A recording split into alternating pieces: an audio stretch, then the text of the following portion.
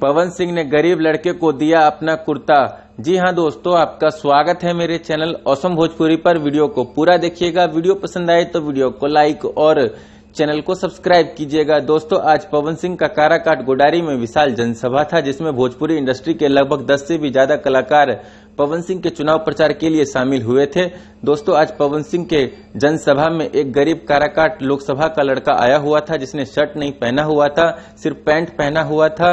दोस्तों, उस गरीब लड़के को जिसने शर्ट नहीं पहना हुआ था, उसे पवन सिंह ने स्टेज पर बुलाकर अपना कुर्ता खोलकर पहनाया और बोले कि काराकाट की लोकसभा में हर भाइयों को सुरक्षित रखना, हर अपने मान सम्मान को बचा के रखना, ये पवन का फर्ज बनता है, पवन का धर्म बनता है, यही हमारी पूजा है। और आप सबका ताली पवन सिंह के लिए आशीर्वाद है।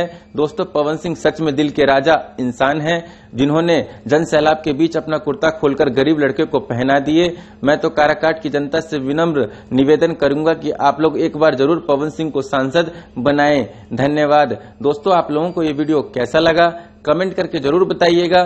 फिर मिलते हैं किसी नए वीडियो में। वीडियो पसंद आए तो वीडियो को लाइक और चैनल को सब्सक्राइब कीजिएगा।